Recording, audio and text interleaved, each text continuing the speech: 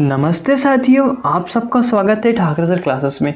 जैसे कि साथियों आप सभी को पता है कि इस चैनल में मैं डेली आपके लिए 15 से 20 मिनट का एक वीडियो डालता हूं दोस्तों, जो किसी भी इलेक्ट्रिकल वाले बंदे के लिए जो भी कोई भी एग्जाम है अपनी इलेक्ट्रिकल है ना, उसके लिए बहुत ही इंपॉर्टेंट होता है। चलिए दोस्तों आज का सेशन स्टार्ट करते हैं। जैसे कि आप देख पा रहे हो कि अपना आज का क्वेश्चन क्या बोल रहा है। पहला क्वेश्चन डेस्कटॉप पे पहला क्वेश्चन बोल रहा है अपना, समान वाट के लैंपों में से कौन सा लैंप सबसे निचले स्तर का है। तो दोस्तों वह कौन सा लैंप होता है जो समान वाट का सबसे निचले स्तर का, मतलब कि सामान्य लैंप। तो वो कौन सा लैंप है, GLS मतलब होता है दोस्तों जनरल लाइटिंग सर्विस लैंप होता है। ठीक है, सामान्य लैंप के अंतर्गत यह आता है।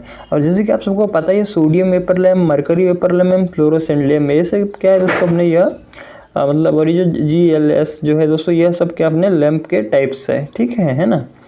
नेक्स्ट क्वेश्चन देखेंगे क्या बोला। नेक्स्ट क्वेश्चन, जब एक सोडियम वेपर लैंप का स्विच ऑन किया जाता है तो वह किस रंग का प्रकाश देता है। तो दोस्तों इन्होंने आप किसकी बात की है, सोडियम वेपर लैंप की बात की है ना, जैसे कि आप देख पा रहे होगे ना। तो दोस्तों वह क्या होता है, जब स्टार्ट किया जाता है तो वह हल्का लाल व गुलाबी प्रकाश देता है स्टार्टिंग में, है ना। तो यहाँ गुलाबी दिया है तो चलो गुलाबी को हमें लगाना पड़ेगा। ठीक है, तथा जब वह दोस्तों पूर्णतः चालू हो जाता है, क्योंकि उसको जो चालू होने में दोस्तों 5 से 10 मिनट का समय लेता है, मतलब पूरा प्रकाश देने में। जब वह पूरा स्टार्ट हो जाता है तो वह दोस्तों पीले कलर का मतलब येलो कलर का प्रकाश हमें प्रदान करता है। तो जिसका उपयोग कहाँ किया जाता है, मतलब कि सड़कों में जो लगे होते हैं ना, है ना, सड़कों के प्रकाश व्यवस्था के लिए। ठीक है, तो जो सोडियम वेपर लैंप होता है दोस्तों वह कोहरा जो होता है ना, कोहरा उसको भी यह भेद सकता है। ठीक है, तो इसकी जो दोस्तों क्या होता है कि अपना 40 से 50 लूमन, है ना, लूमन प्रति वाट प्रकाश उत्पन्न करता है ना। ठीक है, इसका जो लूमन होता है 40 से 50 लूमन प्रति वाट। ठीक है ना। और आगे मैं बताना चाहूँगा आपको कि जो सोडियम वेपर लैंप होता है दोस्तों, है ना, इसमें क्या क्या भरा होता है गैस के रूप में। मतलब इसमें सोडियम के क्या होता है दोस्तों, क्रिस्टल भरे होते हैं। सोडियम मतलब क्या आ जाएंगे, इसका Na होता है, सोडियम है Na, इसका परमाणु क्रमांक कितना होता है, 11 होता है। ठीक है, इसके क्या होता है, क्रिस्टल भरे होते हैं। तथा इसमें कौन सी गैस भरी होती है दोस्तों, नियॉन गैस भरी होती है। ठीक है, नियॉन गैस भरी होती है, है ना, नियॉन गैस भरी होती है। तो दोस्तों आपको एक क्वेश्चन क्लियर हो गया होगा। नेक्स्ट क्वेश्चन देखेंगे क्या बोल रहा है। नेक्स्ट क्वेश्चन बोल रहा है, एक कैपेसिटर स्टार्ट मोटर सैद्धांतिक रूप से है। तो आप सब ने देखा होगा कैपेसिटर जो मोटर होती है ना, आप सबको पता है कि जो कैपेसिटर होता है, संधारित्र जिसे बोलते हैं ना, वो क्या होता है दोस्तों, जो अपना मोटर होती है ना उसमें 2 वाइंडिंग होती है, एक होती है रनिंग वाइंडिंग और एक होती है स्टार्टिंग वाइंडिंग। तो जो कैपेसिटर होता है ना वो क्या होता है, स्टार्टिंग वाइंडिंग के श्रेणी क्रम में लगा होता है। ठीक है ना, ये पता होना चाहिए आपको, एग्जाम की दृष्टि से IMP क्वेश्चन है ना, इसलिए मैं बता देना चाह रहा हूँ आपको। ठीक है, तो वो बोलना चाह रहा है कि जो श्रेणी मोटर क्या होती है, एक कैपेसिटर मोटर की सैद्धांतिक रूप से कैसी होती है। तो दोस्तों वो क्या होती है, 2 फेज मोटरें होती है। क्योंकि जो हमारा कैपेसिटर होता है ना वो क्या करता है, सिंगल फेज को 2 फेज में परिवर्तित कर देता है। तभी जाके उसमें जो मोटर होती है दोस्तों उसमें घूर्णी चुंबकीय क्षेत्र उत्पन्न होता है। तब जाके हमारी जो मोटर होती है ना घूमना स्टार्ट करती है। क्योंकि जो सिंगल फेज मोटर होती है, सिंगल फेज मोटर जो होती है ना उसमें घूर्णी चुंबकीय क्षेत्र उत्पन्न नहीं होता और वह सेल्फ स्टार्ट नहीं होती है। इसीलिए हम क्या करते हैं, उसमें कैपेसिटर लगाते हैं, जिससे क्या होता है, फेज शिफ्ट होता है, मतलब कि एक फेज को 2 फेज में वह परिवर्तित कर देता है। ठीक है दोस्तों, ये आपको समझ में आ गया होगा। चलो मैं आपको डायग्राम भी बना के बता देता हूँ। जो अपना सिंगल फेस मोटर होती है उनका डायग्राम एक्चुअल में कैसा होता है। ये अपनी रनिंग वाइंडिंग हो जाएंगे और ये स्टार्टिंग वाइंडिंग हो जाएंगे। स्टार्टिंग वाइंडिंग के ही सीरीज़ में क्या होता है, कैपेसिटर लगा हुआ होता है। ठीक है, ये देखिए ऐसा हो जाएगा ना, ये इन दोनों को जोड़ देंगे तो ये अपना फेस हो जाएगा, है ना। और इन दोनों में से एक को क्या करना, इधर निकाल देना। तो ठीक है साथियों, यहाँ पे क्या आ जाएगा, न्यूट्रल आ जाएगा ना, मतलब अपना जो सिंगल फेस होता है आप सबको पता है single phase capacitor start motor होती है। तो ठीक है, डायग्राम इस टाइप से बनेगा, जिसके सीरीज़ में यहाँ पे क्या हो जाएगा, अपना यह कैपेसिटर लग जाएगा C, जिसकी इकाई क्या होती है, फैराड होती है ना। तो ठीक है दोस्तों, आपको यह क्वेश्चन भी क्लियर हो गया होगा, है ना। नेक्स्ट क्वेश्चन देखते क्या बोल रहा है।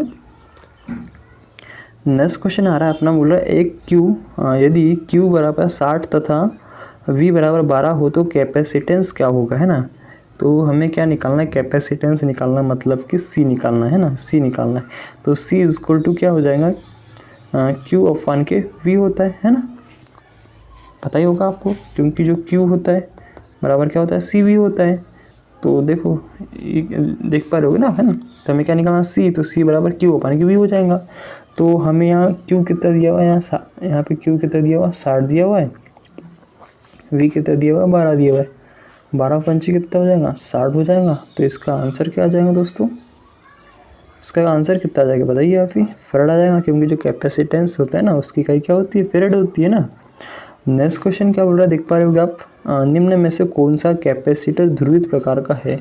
तो दोस्तों जैसे कि आप सबको पता है कैपेसिटर एक ऐसी युक्ति जिसको सप्लाई पे लगाने पे वो क्या करता है, आवेश को मतलब अपने आवेश को क्या कर लेता है, हुआ कुछ समय के लिए अपने पास में रख लेता है ना, पता ही होगा ना आपको। तो ये तो ठीक है, जैसे कि इसका और डेफिनेशन मैं बता देता हूँ आपको, बहुत अच्छा डेफिनेशन इसमें लिखा हुआ है ना।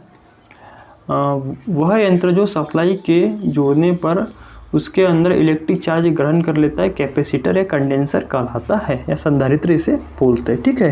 तो दोस्तों मैं आपको बताना चाहूँगा कि इसमें यह 5 प्रकार के होते हैं ना, कितने प्रकार के होते हैं, 5 प्रकार के होते हैं। मैं यहाँ पे उनका मतलब क्या क्या नाम है, जैसे कि आपको पता है एक पेपर होता है, माइका होता है, सिरेमिक होता है, एक इलेक्ट्रोलाइट होता है और एक होता है एयर कैपेसिटर, ठीक है। तो इनका मैं डेफिनेशन एंड इनका जो मतलब क्या क्या वर्क होता है ये भी इसमें लगा देता हूँ, ठीक है, जैसे कि आप देख पा रहे होगे ना, ठीक है। आप इन्हें पढ़ लीजिएगा, है ना, आपके लिए बहुत ही इंपॉर्टेंट रहेगा, किसी भी एग्जाम में ये पूछा जा सकता है। तो चलिए क्वेश्चन पे आते हैं। क्वेश्चन अपना ये था, है ना, क्वेश्चन क्या था अपना, क्वेश्चन बोल रहा था कि निम्न में से कौन सा कैपेसिटर ध्रुवित प्रकार का है। तो दोस्तों कौन सा होता है, वह इलेक्ट्रोलाइट कैपेसिटर क्या होता है, ये पोलराइज कैपेसिटर कहलाता है, जो क्या करता है, डीसी पर कार्य करता है, ठीक है। तो क्वेश्चन आपको क्लियर हो गया होगा, ठीक है। ये आपके लिए मैं यहाँ लगा दे रहा हूँ, आप इसे पढ़ लीजिए, आपको पूरे जो कैपेसिटर है वो क्लियर हो जाएंगे, ठीक है। नेक्स्ट क्वेश्चन देखेंगे। नेक्स्ट क्वेश्चन क्या बोल रहा है अपना, 1 ओम मीटर का संकेतक शून्य प्रदर्शित करे तो नापा गया प्रतिरोध है। तो जैसे अपना ओम मीटर होता है ना, आप सबको पता होगा ओम मीटर से क्या नापते, प्रतिरोध को नापते। तो वो बोल रहा है कि वह 0 मेज़र कर रहा है, तो जो परिपथ है अपना वह क्या है। तो दोस्तों आप सबको पता है जब 0 मेज़र कर रहा है तो उस कंडीशन में जो वो परिपथ होगा वो क्या होगा, शॉर्ट होगा। शॉर्ट मतलब लघु लिखा है वहाँ पे, यहाँ क्या लिखा हुआ है, लघु लिखा हुआ है, लघु का मतलब होता है शॉर्ट। तो आप सबको बता देना चाहूँ, जब शॉर्ट सर्किट परिपथ होता है तो उसमें जो रेजिस्टेंस क्या होता है, 0 हो जाता है, तो धारा क्या हो जाती है, इन्फिनिटिव हो जाती है ना। और जब ओपन सर्किट होगा, है ना, ओपन सर्किट होगा तो उस कंडीशन में रेजिस्टेंस क्या हो जाएगा, इन्फिनिटिव हो जाएगा, तथा करंट क्या हो जाएंगे, 0 हो जाएंगे ओपन सर्किट जब रहेगा, ठीक है। तो ये इससे जो रिलेटेड क्वेश्चन बनते थे मैंने आपको वो भी यह बता दिया, ठीक है। क्वेश्चन आपको समझ में आ गया होगा। क्या हो रहा है, शून्य प्रदर्शित करेगा तो नापा गया प्रतिरोध क्या, प्रतिरोध है क्या है, वह शॉर्ट है, मतलब कि लघु है ना। नेक्स्ट क्वेश्चन क्या बोलना चाह रहा है देखिए, सीरीज में जुड़े 10 प्रतिरोधकों में से यदि एक प्रतिरोधक 60 हो जाए तो अन्य प्रतिरोधकों के सिरों पर उत्पन्न विभवांतर होगा। तो जैसे कि आपको पता होना चाहिए कि सीरीज़ में देख पा रहे हो कि आप कैसा रहता है, ये हो गया, एक हो गया, फिर उसके बाद में एक ही हो जाएगा, फिर उसके बाद में एक ही हो जाएगा ना, ऐसा अपना कंडीशन रहता है सीरीज़ में ना। तो वो बोलना चाह रहा है 10 प्रतिरोधकों में से यदि एक प्रतिरोध क्या हो जाए, वह 60 हो जाए, मतलब कि ये देखो, ये यहाँ से सपोज दैट ये क्या हो गया, शॉर्ट हो गया है ना, ये शॉर्ट हो गया। तो ये देखो ये अपना क्या हो जाएगा, ये सपोज प्लस है अपना, है ना, पॉजिटिव सिरा है, और ये अपना नेगेटिव सिरा है ना, माइनस सिरा, ठीक है। छोटा आ जाएगा, एक जो प्लस रहता है उसका जो डंडी रहता है बड़ा रहता है, जो इस माइनस रहता है उसका डंडी छोटा रहता है, ये आपको पहचानना है ना, माइनस का, ठीक है। तो वो क्या बोलना चाह रहा है कि बीच का क्या हो गया, शॉर्ट हो गया, तो प्रतिरोध शॉर्ट, तो अन्य प्रतिरोधक सिरे पर उत्पन्न विभवांतर क्या होगा। तो दोस्तों जैसे सपोज यहाँ 5 वोल्ट की सप्लाई थी, ठीक है ना, तो ये जब लगा हुआ था तब इसमें पता है आपको क्या होगा, वोल्टेज ड्रॉप होगा ना, क्योंकि जो सीरीज होता है उसमें धारा समान होती है ना, क्या होती है, बराबर होती है, तो वोल्टेज क्या होता है, ड्रॉप होता है। तो ये भी कुछ कर रहा होगा, ये भी कुछ कर रहा होगा, ये भी कुछ कर रहा होगा। तो दोस्तों उन्होंने क्या किया कि इसको यहाँ से शॉर्ट कर दिया है ना, तब क्या हो जाएगा कि प्रतिरोधकों के सिरों पर उत्पन्न विभवांतर क्या हो जाएगा, वह बढ़ जाएगा। क्यों बढ़ जाएगा, क्योंकि ये शॉर्ट कर दिया है ना, तो इन सबको जो ये खपत कर रहा था अब ये नहीं करेगा, तो इनका क्या होगा, इसको और इसको मिलना हो जाएगा, है ना। तो आप समझ गए होंगे मैं क्या समझाना चाह रहा हूँ। तो इसका आंसर क्या आ जाएगा दोस्तों, आंसर आ जाएगा बढ़ेगा, ठीक है। आगे देखते हैं नेक्स्ट क्वेश्चन क्या बोल रहा है, एक ट्रांसफार्मर के अर्ध भार पर कॉपर लॉस पूर्ण भार से कितने गुना होता है? तो वह दोस्तों कितना गुना होता है? 1/4 गुना होता है, 1/4 होता है। ठीक है, नेक्स्ट क्वेश्चन क्या बोल रहा है? नेक्स्ट क्वेश्चन आ गया अपना, किरचॉफ का दूसरा नियम किस प्रकृति संरक्षण के सिद्धांत से मिलता जुलता है ना, ये पूछना चाह रहा है। तो आप सबको पता होगा, तो अपने जो किरचॉफ थे ना, किरचॉफ वैज्ञानिक थे, उन्होंने क्या किया था, हमें 2 नियम दिए थे। पहला दिया था कौन सा? KCL, और सेकंड दिया था KVL, Kirchhoff current law, Kirchhoff voltage law. और इसको जो करंट लॉ दोस्तों, इसको नोड लॉ भी बोलते हैं ना, ठीक है, और किरचॉफ का धारा नियम भी बोलते हैं। और सेकंड में आ जाएगा किरचॉफ का वोल्टेज लॉ, और इसको मेश लॉ भी बोलते हैं। और इसको ऊर्जा संरक्षण के सिद्धांत पे भी यह कार्य करता है, तो इसको ऊर्जा संरक्षण का भी नियम बोलते हैं। मतलब ये उससे मिलता जुलता है ना। तो वो यही पूछना चाह रहा है कि दूसरा नियम किस प्रकृति संरक्षण सिद्धांत से मिलता जुलता है, तो उसका आ जाएगा ऊर्जा। ठीक है, तो यह आपको याद रखना है। ठीक है, तो इसका आंसर क्या आ जाएगा? ऊर्जा, इसका आंसर आ जाएगा। तो ठीक है, नेक्स्ट क्वेश्चन देखते हैं। नेक्स्ट क्वेश्चन बोल रहा है, ट्रांसफार्मर की प्राइमरी और सेकेंडरी के मध्य फेज अंतर होगा। तो जो ट्रांसफार्मर की प्राइमरी और सेकेंडरी वाइंडिंग्स होती है, आपको पता ही होना चाहिए कि अपना जो ट्रांसफार्मर होता है उसमें क्या होती है? वाइंडिंग्स लगी हुई होती है ना। ठीक है, ये हो जाएगा प्राइमरी वाइंडिंग, ये हो जाएगा सेकेंडरी वाइंडिंग, है ना। और जो ट्रांसफार्मर होता है दोस्तों, उसमें इलेक्ट्रिकली कहीं से कहीं तक, मतलब जो प्राइमरी वाइंडिंग होती है सेकेंडरी वाइंडिंग से इसका कहीं से कहीं तक भी संबंध नहीं होता। कैसा? इलेक्ट्रिकल संबंध नहीं होता। मतलब प्राइमरी वाइंडिंग सेकेंडरी वाइंडिंग से कहीं तक जुड़ी नहीं होती। यह सिर्फ मैग्नेटिक इंडक्शन के सिद्धांत पर कार्य करता है। हम जब प्राइमरी वाइंडिंग में हमेशा AC सप्लाई दी जाती है, ट्रांसफार्मर में क्या सप्लाई दी जाती है? AC सप्लाई दी जाती है। तो वह इंडक्शन के कारण सेकेंडरी वाइंडिंग में क्या होता है? इलेक्ट्रोमोटिव फोर्स, मतलब कि विद्युत वाहक बल पैदा होता है। ठीक है, और इसको हमेशा जो ट्रांसफार्मर होता है उसको हमेशा AC सप्लाई ही दी जाती है ना। तो वो क्या बोलना चाह रहा है अपना क्वेश्चन कि प्राइमरी वाइंडिंग और सेकेंडरी वाइंडिंग के अंदर फेज अंतर कितना होता है? तो कितना होता है? 180 डिग्री का होता है। ठीक है, नेक्स्ट क्वेश्चन क्या है? एम्पियर सेकेंड निम्न में से किस का मात्रक है? तो दोस्तों मैंने कई बार आपको फॉर्मूला लिखा है, जो Q होता है, I होता है ना, उससे बेस रिलेशन है इसमें ना। तो एम्पियर क्या बोल रहा है, यह देखिए, एम्पियर सेकेंड निम्न में से किसका मात्रक है? तो आपको पता होगा Q बराबर क्या होता है दोस्तों? I इंटू के T होता है। या फिर आपको पता होगा I बराबर क्या होता है? Q अपान के T होता है। तो उन्होंने क्या बोला? Ampere second. तो ये I का पता ही आपको एम्पियर होता है, T का सेकेंड हो जाएगा। ठीक है, क्या हो जाएगा? सेकेंड, है ना। या थोड़ा लिख नहीं पा रहा हूँ, लिख लीजिएगा आप, एम्पियर सेकेंड, है ना। तो किसका आ जाएगा दोस्तों? ये Q क्या है? ये आवेश है। क्या है? ये आवेश। तो ये आवेश, इसकी इकाई क्या होती है? कूलाम होती है, या फिर इसको एम्पियर सेकेंड बोल सकते हैं। इसके अनुसार आप देख पा रहे होगे, है ना। I है ना, T होता है ना, IT। और जो अपना जो विद्युत धारा होती है इसको क्या बोलते हैं? आवेश प्रवाह की दर बोलते हैं, या फिर इसको बोलेंगे कूलाम पर सेकंड बोलेंगे, क्योंकि Q क्या कूलाम है, T क्या है, सेकंड में आ जाएगा। तो दोस्तों ये आपको फार्मूले जो है रटे होना, सब चीज़ याद होना, ताकि आपको एग्जाम में कोई भी दिक्कत ना हो। ठीक है, नेक्स्ट क्वेश्चन क्या बोल रहा है? एक परिपथ में असमान मान के 2 प्रतिरोधक, ठीक है, समांतर क्रम में जुड़े हो तो क्या होगा? तो आप सबको पता है कि जो अपना समांतर क्रम होता है ना, समांतर क्रम में जो वोल्टेज होता है वो क्या होता है दोस्तों? V = V1 = V2। मतलब कि समांतर क्रम में जितने भी अप्लायंसेस या फिर जितने भी अपने उपकरण लगे हैं उनको सभी को जितना भी अपना VT है, टोटल वोल्टेज जो भी होगा 230 440 जो भी सप्लाई है अपनी, है ना, तो वो मतलब मतलब उनको उतना ही मिलता है। मतलब समांतर क्रम में वोल्टेज क्या होता है? हमेशा समान रहता है। इसीलिए जो घर होते हैं, है ना, तथा भवन जो होते हैं ना, उन सब की जो वायरिंग होती है वो काय में होती है? समांतर क्रम में होती है। तो वो बोल रहा है कि एक परिपथ है, कोई सर्किट है, असमान मान के 2 प्रतिरोधक है, ठीक है, समांतर में जुड़े हैं, तो क्या होगा? तो क्या होगा दोस्तों? दोनों सिरों पर विभवांतर समान होगा, क्योंकि वोल्टेज का मान समांतर क्रम में समान होता है। तथा सीरीज कनेक्शन में क्या होता है? धारा समान होती है तथा वोल्टेज डिफरेंट मिलेगा हर किसी को। ठीक है, मतलब उसका जो रेजिस्टेंस होगा उसके अनुसार वो वोल्टेज को वह ड्रॉप करेगा। आगे 14 दिन में 18 kWh विद्युत ऊर्जा का उपभोग किया गया हो तो प्रतिदिन का औसत उपभोग होगा। तो अब आपको पता होना चाहिए कि 1 kWh = ये दोस्तों यूनिट निकालने का फॉर्मूला क्या होता है? वाट इंटू के हावर अपन के 1000 यह होता है, ठीक है ना। तो वो हमको क्या बोल रहा है कि इन्होंने KWH निकाल लिया है, 18 KWH आता है 14 दिन में, तो वो एक दिन का क्या होगा, तो सीधे सीधे प्रतिदिन का औसत उपभोग क्या होगा प्रतिदिन का, है ना।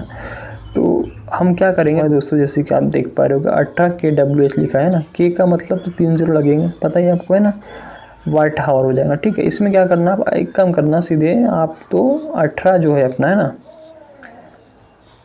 18 भागित कितना कर देना, 14 कर देंगे, तो आपका प्रतिदिन का निकल जाएगा। तो एक बार जाएगा, पता है आपको कितना बचेगा दोस्तों, यहाँ पे 4 बचेगा, नहीं जा रहा भाग, दशमलव लगा देना, 0 आ जाएगा।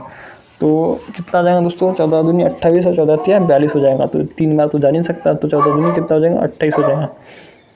कितना बच जाएगा यहाँ पे, 12 बच जाएगा। फिर भाग देंगे आप, 8 बार जाएगा, फिर 6 बार जाएगा। तो इसका आंसर कितना आएगा, इसका आंसर आ जाएगा, जैसे कि आप भाग देंगे तो इसका आंसर आ जाएगा 1.286 KWH, इसका यह आंसर आ जाएगा। आप भाग करके देखिए, आपको आंसर निकल जाएगा, ठीक है, इतना कुछ आंसर आएगा। नेक्स्ट क्वेश्चन देखते क्या बोल रहा है। नेक्स्ट क्वेश्चन आ रहा है, निम्न में से कॉपर की प्रतिरोधकता का मान है, मतलब जो कॉपर होता है ना, क्या होता है कॉपर, जैसे आपको पता है कि Cu से होते हैं, जिसका परमाणु क्रमांक कितना होता है, 29 होता है, जिसका गलनांक कितना होता है, 1084 डिग्री सेल्सियस होता है ना। ये इम्पोर्टेंट है एग्जाम की दृष्टि से, है ना। तो इसका बोला ये विशिष्ट प्रतिरोध कितना होता है, प्रतिरोधकता मतलब विशिष्ट प्रतिरोध बोलते हैं, जिसकी इकाई क्या होती है, विशिष्ट प्रतिरोध की इकाई क्या होती है, ओम मीटर होती है, जिसको रो से दर्शाते क्या होती है, ओम मीटर होती है ना, जिसकी इकाई क्या होती है, ओम मीटर होती है, जिसको कैसे दर्शाते, रो, है ना, रो से दर्शाते हैं। तो वो क्या बोल रहा है, इसका विशिष्ट प्रतिरोध कितना होता है, तो कितना होता है दोस्तों, 1.7 × 10⁻⁸ ओम मीटर होता है, क्योंकि आपको पता है कि विशिष्ट प्रतिरोध की इकाई क्या होती है, ओम मीटर में होती है, इसलिए ओम मीटर यहाँ दिया हुआ है, ठीक है। तो आपको याद रखना है, ठीक है। नेक्स्ट क्वेश्चन देखेंगे क्या बोल रहा है। नेक्स्ट क्वेश्चन बहुत ही अच्छा क्वेश्चन है ना, जैसे कि आप देख पा रहे हो, 3 प्रतिरोधक प्रत्येक 3 ओम के डेल्टा में जुड़े हुए हैं, ठीक है, कोई बात नहीं, जोड़ने दो।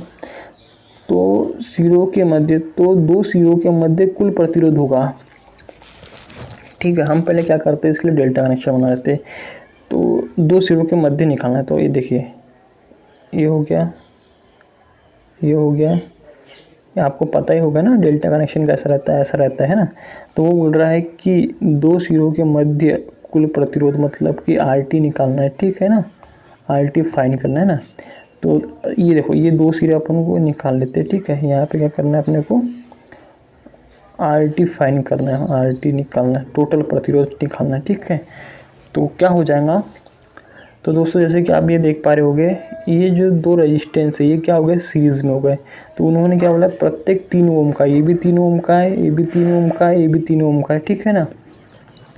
तो ये 2 सीरीज़ में हो गए। तो आपको पता है कि RT क्या होता है सीरीज़ में, R1 प्लस के R2 होता है, इतना पता है आपको। 3 दूनी कितना हो जाएगा, 6 हो जाएगा। तो 6, तो ये कुछ ऐसा बन जाएगा, और इसी के समांतर में ये, तो ये 6 और ये 3 है ना, और ये यहाँ पे अपना RT आ जाएगा। तो हमको 2 इसके बीच में निकालना था ना, पता था ना आपको।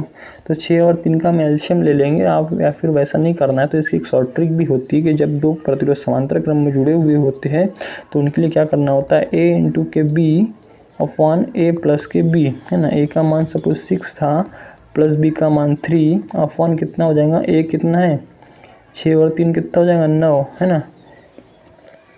यहाँ पे दोस्तों इंटू है ना, है ना। तो 6 का 6 दूनी 12, 6 तिया 18 आ जाएगा, अपॉन कितना आ जाएगा, ये 9 आ जाएगा, 9 दूनी कितना आ जाएगा 18 आ जाएगा, 9 दूनी 18। तो ये RT जो समांतर क्रम में है ना, उसका मान कितना आ जाएगा, 2 आ जाएगा। 9 दूनी 18, 2 बार कट गया ना, 2 ओम आ जाएगा, है ना। तो देखते हैं इसका आंसर कितना आ रहा है यहाँ पे। तो अपना क्वेश्चन था 3 प्रतिरोध प्रत्येक 3 ओम के डेल्टा में जुड़े हो तो सिरों पर मध्य कुल प्रतिरोध कितना होगा, कितना हो जाएगा 2 ओम, इसका यह आंसर आ जाएगा। तो दोस्तों आप क्वेश्चन समझ गए होंगे, ठीक है। नेक्स्ट क्वेश्चन देखेंगे क्या बोल रहा है। नेक्स्ट क्वेश्चन है, ओम का नियम निम्न में से किस पर लागू नहीं होता। तो दोस्तों किस पर लागू नहीं होता, यह अर्धचालकों पर लागू नहीं होता, तो AC तथा DC पर लागू होता है। अर्धचालक जैसे कि आप सबको पता है सिलिकॉन होता है, जर्मेनियम होता है ना, ये अर्धचालक होता है। तथा इसकी जो कक्षा होती है ना, उसके लास्ट में क्या होता है दोस्तों, अर्धचालक किसको बोलते हैं, जिसके अंतिम कक्षा में क्या होते हैं 4 इलेक्ट्रॉन होते हैं, यह होता है सेमीकंडक्टर, ठीक है।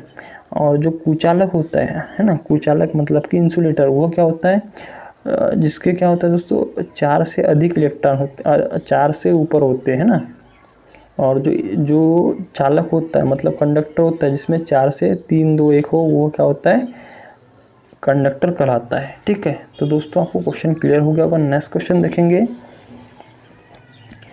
नेक्स्ट क्वेश्चन बोल रहा है अपना 5 ओम प्रतिरोध वाली तार को खींचकर दुगना लंबा कर दिया जाए तो नया प्रतिरोध क्या होगा। तो दोस्तों आपको जैसे कि R1 का मान इक्वल टू कितना दिया हुआ है, 5 ओम दिया हुआ है, हमको क्या करना है, R2 करना, नया प्रतिरोध को ज्ञात करना है। दोस्तों इसको निकालने के लिए एक फार्मूला होता है ना, मैं चलिए वो फार्मूला लिखा देता हूँ आपको पहले। जैसे कि आपको पता होगा कि अपना जो R होता है क्या होता है, R बराबर क्या होता है, रो एल अपॉन के ये होता है, इतना आपको पता ही है। ठीक है, तो जैसे कि R1 इक्वल टू क्या हो जाएगा दोस्तों, रो L1 अपॉन के A1 हो जाएगा ना। ठीक है, इतना हो जाएगा आपको पता है। फिर उसके बाद में क्या करेंगे हमको तो L2 का मान निकालना है और मतलब R2 फाइंड करना है। ठीक है, तो इसके लिए क्या करेंगे हम, L2 इक्वल टू क्या हो जाएगा, 2 इंटू के L1 हो जाएगा, L1 है ना जो अपने पास में अभी आएगा। ठीक है, और A2 बराबर क्या आ जाएगा, A1 अपॉन के 2 हो जाएगा। क्यों 2 हो जाएगा, 1/2 हो जाता है ना, A1 अपॉन के 2 हो जाएगा। क्यों हो जाएगा, क्योंकि जब हम रेजिस्टेंस को दुगना करेंगे, जो प्रतिरोध होता है ना अपना, है ना, उसको दुगना कर देंगे, क्योंकि जो अपना लंबाई को क्या कर दी हमने, दुगना कर दी, तो रेजिस्टेंस क्या होता है दोस्तों, बढ़ जाता है। और जो अपना ए होता है क्रॉस सेक्शन एरिया, जब रेजिस्टेंस बढ़ता है तो क्रॉस सेक्शन एरिया कम होता है, क्योंकि वह उसकी व्युत्क्रमणपाती होता है, इसलिए क्या कर दिया, इसको हमने हाफ कर दिया। ठीक है, तो देखिए उसके बाद क्या हो जाएगा अपना दोस्तों, R2 क्या हो जाएगा, R2 इक्वल टू क्या हो जाएगा, 2 इंटू के L1 हो जाएगा अपॉन कितना हो जाएगा, A1 अपॉन के 2 हो जाएगा। ये अपन L2 का मान रख रहे हैं यहाँ पे ना, L2 जो अभी मैंने आपको बताया था, L2 का मान कितना था, 2L1 अपन A2 का मान क्या था, A1 अपन के 2, तो R2 में यह उसका मान को पुट कर देंगे, तो ये देखिए ऐसा हो जाएगा। फिर उसके बाद में फिर R2 इक्वल टू क्या हो जाएगा, तो 2L1 इंटू के ये ऊपर चल जाएगा, तो यहाँ फन में A1 रहेगा, यहाँ पे 2 हो जाएगा। ठीक है ना, तो जब ये ऐसा हो जाएगा दोस्तों, तो और आगे देखिए क्या हो जाएगा, 2 इंटू 2 कितना हो जाएगा, 4 हो जाएगा, L1 अपॉन के A1 है ना, और R2 इक्वल टू यहाँ ऐसा आ जाएगा। ठीक है, तो आपको पता है कि R1 जो था अपना क्या था दोस्तों, रो L1 अपॉन के R1 A1 था ना, है ना, तो ये देखिए ये L1 अपॉन के A1 है ना, ये किसका मान है, अपना R1 को यहाँ पे पुट कर देंगे हम, है ना। ठीक है, देखिए मैं एक बार फिर से लिख देता हूँ, तो R2 इक्वल टू क्या हो जाएगा, 4L1 अपॉन के A1 हो जाएगा। ठीक है, तो 4 इंटू कितना हो जाएगा, R1 हो जाएगा ना, ये R2 इक्वल टू, क्योंकि ये जो मान था ये R1 का था। ठीक है, क्लियर हो गया होगा। तो आप सबको पता है कि R2 इक्वल टू 4 इंटू के R1 का मान कितना दिया हुआ है, यहाँ पे 5 ओम दिया हुआ है, तो 5 यहाँ आ जाएगा, तो 5 चौ कितना हो जाएगा दोस्तों, 20 आ जाएगा, 20 ओम आ जाएगा। मतलब कि जो नया प्रतिरोध R2 है ना, उसका मान कितना आ जाएगा, 20 ओम, उसका आंसर आ जाएगा। ठीक है, तो दोस्तों आपको क्वेश्चन समझ में आ गया होगा, तो उसका आंसर देख पा रहे हो आप, 20 ओम इसका आंसर आ जाएगा। ठीक है, नेक्स्ट क्वेश्चन देखेंगे दोस्तों, क्या बोल रहा है नेक्स्ट क्वेश्चन, एक फ्यूज परिपथ में सदैव जोड़ा जाता है। तो दोस्तों आप सबको पता ही होगा कि जो अपना फ्यूज होता है वो अपने क्या होता है, लाइव तार फेज तार के क्या होता है, श्रेणी क्रम में सीरीज में जोड़ा जाता है। ठीक है, ये क्वेश्चन क्लियर हो गया होगा। नेक्स्ट क्वेश्चन क्या बोल रहा है दोस्तों, जैसे कि आप देख पा रहे होंगे, एक आउटपुट देख पा रहे होंगे, एक मिनट। नेक्स्ट क्वेश्चन, एक 100 वाट का लैंप 750 वाट के रूम हीटर के श्रेणी में जुड़ा है, तो क्या होगा अगर लैंप 60 वाट का लगा दिया जाए। तो दोस्तों पहले 100 वाट का लगा था, उसके बाद उन्होंने क्या किया, उसके वहाँ पे 60 वाट का लगा दिया 100 वाट की जगह, है ना।